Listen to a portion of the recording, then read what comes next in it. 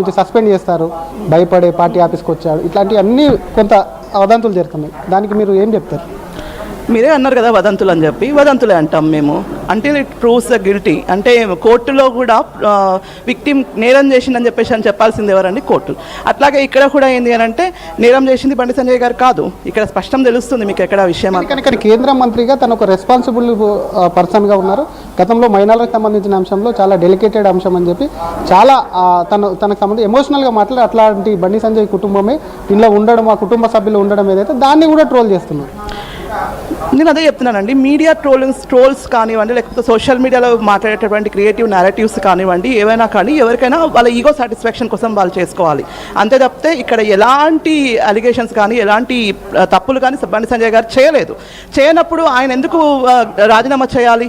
ఇదే విషయం పైన మేము కాదు అన్నది ఒక మాట, నిన్న మల్లురాజు గారు కదా అన్నది ఒక మాట, కాంగ్రెస్ ఎంపీ అన్నారు ఈ మాట. ఎందుకు రాజీనామా చేయాలి? అసలు కాంగ్రెస్ కలిసిపోయినారని అందుకే అంటున్నారు, బీఆర్ఎస్ అంటున్నారు. ఒక అధికార పార్టీ ఇంకొక అధికార పార్టీకి సపోర్ట్ చేస్తుందంటే కలిసిపోయినామని కాదు.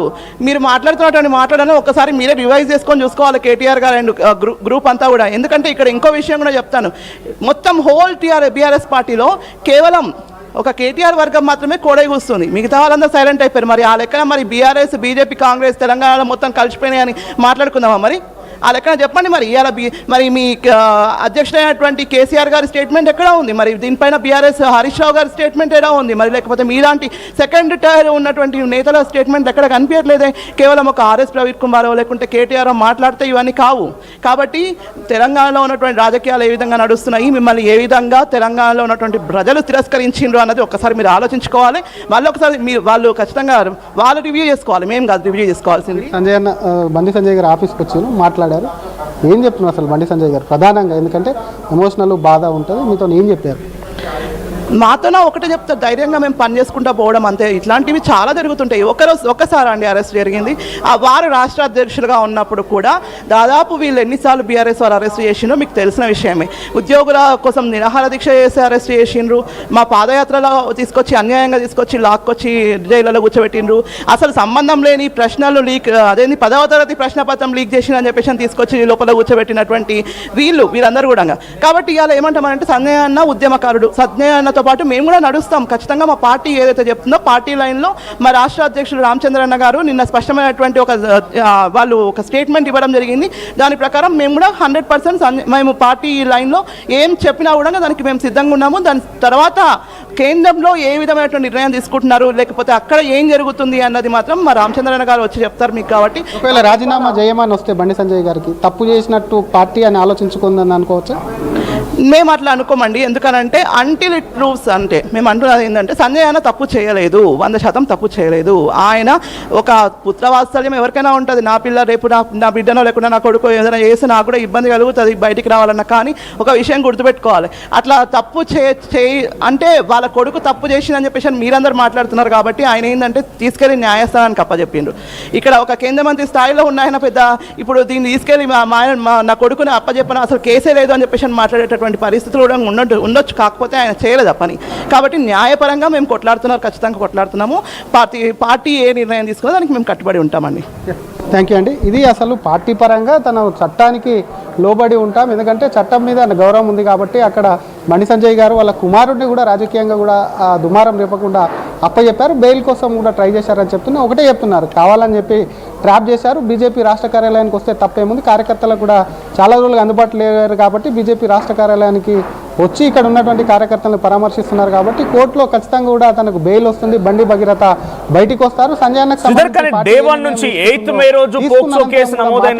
ఈ రోజు వరకు వరుసగా ఇన్వెస్టిగేషన్ కొనసాగుతున్న క్రమంలో రోజుకో సెక్షన్ పెంచుతూ వెళ్తున్నారు. సో నిన్న కూడా ఆయన ఎలక్ట్రానిక్ డివైసెస్ ని పోలీస్ ఇన్వెస్టిగేషన్ కోసం తీసుకున్నప్పుడు కంప్లీట్ గా డేటా మొత్తం ఎరేజ్ చేశారు. నిజంగా ఎటువంటి తప్పులు, ఇందాక చాలా మంది మహిళా నాయకులు మాట్లాడుతున్నట్టుగా ఎటువంటి తప్పు లేదు, ప్రేమించాడు, ప్రేమించిన తర్వాత ఆ వయసులో చేసేదే అది. సో ఆ అమ్మాయి తప్పుగా అనుకుంది, తర్వాత కేసు పెట్టిందని మాట్లాడుతున్నట్టు ఆ మహిళా నాయకులు. ఎందుకు మరి అన్ని ప్రూఫ్స్ ఉన్నాగా we have full material evidence అని చెప్పిన నేపథ్యంలో అక్కడ ఎందుకు దీన్ని మరి ఫోన్ ఎలక్ట్రానిక్ డివైస్ని డిలీట్ చేయాల్సి వచ్చింది? రైట్. సో బీజేపీ ఆఫీస్ కి చేరుకున్నారు బండి సంజయ్. బీజేపీ ఆఫీస్ కార్యాలయం మనం ఆ విజువల్స్ చూస్తున్నాం. చాలా మంది మహిళా నాయకులు కూడా మీరు మాట్లాడడం చూశారు. సో మీడియాకి ఆయన ఎటువంటి రెస్పాన్స్ ఇవ్వలేదు. భగీరథ కేసు విషయం పైన మనం మాట్లాడతారేమో అని చెప్పి చాలా మంది అక్కడ ఎదురు చూస్తారు. కానీ ఆ మీడియా అన్నింటినీ కూడా దాటివేసి పైకి వెళ్ళిపోయారైనా. ఎస్ శ్రీధర్, సో ఏంటి ఎలక్ట్రానిక్ డివైసెస్లో ఉన్నటువంటి డేటాని కూడా పూర్తిగా డిలీట్ చేశారు భగీరథ అన్నట్టుగా పోలీస్ ఇన్వెస్టిగేషన్లో బయటపడుతుంది. అంటే నిజంగానే ఆ అబ్బాయి ప్రేమించి ఉంటే, ఆ అమ్మాయి తప్పుగా భావించి ఉంటే, ఆ మహిళా నాయకురాలు చెప్తున్నట్టుగా ఒక చిన్న పొరపాటు జరిగింది, కావాలని రాజకీయ దురుద్దేశం ఆపాదించి ఆ బాబుని తప్పుగా జైల్లో వేయించారని చెప్పి వాళ్ళంతా చెప్తూ ఉంటే, ఈ ఫోటోలు వాళ్ళ దగ్గర అన్ని రకాల మెటీరియల్ ఎవిడెన్స్ ఉంది, అన్ని రకాల ప్రూఫ్ ఉంది అనుకున్నప్పుడు ఎందుకు డిలీట్ చేస్తున్నారు? రోజు రోజుకి సెక్షన్లు పెంచుతూ ఈ కేసు ఇంకా కఠినం అవుతోంది. సో అంటే బీజేపీ బండి సంజయ్కి సంబంధించిన కుమారుడు కాబట్టి ఈ కేసును సమర్థిస్తుందన్న రకంగా పబ్లిక్లో కూడా అనుమానం కలుగుతోంది. సో ఇప్పుడు ఆ మహిళా నాయకుల వర్షన్ ఏంటి? మనోజ్, ఆ మహిళా నాయకురాలు చెప్పేదాన్ని బట్టి ఒకటి స్పష్టంగా అర్థమవుతుంది, ఆయన ట్రాప్ చేశారు. ఎందుకంటే అమ్మాయి తల్లిదండ్రులకు సంబంధించినటువంటి అంశంలో తన కుమార్తె ఎవరితో తిరుగుతుంది, ఎక్కడికి వెళ్తుందని ముందే మందలించి ఉండాల్సి ఉంటుంది. అటువంటిది బండి భగీరథను కూడా ట్రాప్ చేశారు. ఆయనకు సంబంధించి చాటింగ్ కానివ్వండి, ఏదైనా తప్పు జరిగి ఉండొచ్చు, ఆ ఏజ్ అట్లాంటిది, అది ప్రతి ఇంట్లో కూడా ఇటువంటివి ఉంటాయని చెప్పి కూడా మహిళా నాయకురాలు చెప్తున్నారు. డేటాకు సంబంధించిన అంశంలో మీరు అన్నట్టుగా కొన్ని తొందరపాట్లు, ఏదైనా అంశం సడన్గా కూడా ఏదైనా ప్రమాదం వస్తే తనకు సంబంధించినటువంటి ఎవిడెన్స్ను కూడా చాలామంది డిలీట్ చేస్తూ ఉంటారు. ప్రధానంగా కూడా కోర్టుకు ఎవరైనా చెప్పేటువంటి సాక్ష్యము ఎవిడెన్స్లే ప్రధానంగా ఉంటాయి. ఈ రోజుల్లో కూడా ఎలక్ట్రానిక్ సంబంధించినటువంటి ఎవిడెన్స్లు కూడా ముఖ్యంగా కూడా పరిగణలోకి తీసుకుంటారు. కాబట్టి దాంట్లో సంబంధించి కూడా ఏదైనా మరి పొరపాటును డిలీట్ చేసారా, కావాలని డిలీట్ చేసారా, సెక్షన్లో ఇంకా పెరుగుతున్నాయి. ఎందుకంటే సెక్షన్లకు సంబంధించి మీరు అన్నట్టు ఎవిడెన్స్లు ఒకవైపు కూడా ఈ కేసు పైన పోక్సో కేసు, అది కూడా హై ఇన్ఫ్లుయెన్సెస్ పర్సన్ అయిన ఉన్నటువంటి కేంద్ర హోంశాఖ సహాయ మంత్రి ఉన్నటువంటి బండి సంజయ్ కేసు, ఇది పొలిటికల్గా కూడా పెద్ద తెలంగాణలో కాదు దేశ రాజకీయాల్లో సైతం కూడా చర్చనీయాంశంగా దీన్ని కార్నర్ చేస్తూ ప్రతిపక్షాలు, ఇక్కడ ఉన్నటువంటి పార్టీలు, విపక్షాలు కూడా పెద్ద ఎత్తున వాటి నుంచి కూడా విమర్శలు వస్తున్నాయి. కాబట్టి వాటికి సంబంధించి మరి డేటా అది డెలీట్ అయిందా లేదంటే అనుకోకుండా పోయిందా అనేది కూడా అటు బండి భగీరథను కూడా డెఫినెట్గా సిట్టు అధికారులు కూడా ప్రశ్నిస్తున్నారు. కోర్టుకు కూడా దానికి సంబంధించినటువంటి ఎవిడెన్స్ ఒకవేళ నిజంగానే డెలీట్ చేసి ఉంటే మాత్రం మళ్ళీ రీట్రీవ్ చేసేటువంటి అవకాశాలు ఉంటాయి. మళ్ళీ డేటా అంతా కూడా చాటింగ్ కానివ్వండి, ఇతర కాల్స్కు సంబంధించినటువంటి అంశంలో కూడా రీట్రీవ్ అయితే చేసేటువంటి పరిస్థితి ఉంటుంది. బండి భగీరథ అంశంలో తప్పు చేసింది అసలు బండి సంజయ్ కాదు, బండి భగీరథ కుటుంబానికి సంబంధించినటువంటి ఇష్యూ. కాబట్టి ఆయన రాజీనామా చేస్తారు, పార్టీ డిసిషన్ తీసుకుంటుందని అనుకోవట్లేదు. కాబట్టి డెఫినెట్గా బండి సంజయ్ ఒక మాస్ ఉన్నటువంటి లీడర్, పార్టీని పైకి తెచ్చినటువంటి లీడర్ అని చెప్పి కూడా మహిళలు అంటున్నారు. మహిళలకు సంబంధించినటువంటి అంశంలో నిజంగా ఆ కుటుంబానికి రియాక్ట్ అవుతారా? ఆయన కార్యాలయంలో ఉన్నారు కాబట్టి మీడియా సమావేశం నిర్వహించే అవకాశం ఉందా ఈ కేసు గురించి? అది కోర్టు పరిధిలో ఉందని చెప్పి వదిలేస్తారా? ఆల్రెడీ ఇన్వెస్టిగేషన్ జరుగుతోంది కాబట్టి సైలెంట్గా ఉండిపోతారా, లేదా ఏదైనా వివరణ ఇచ్చే అవకాశం ఉందా?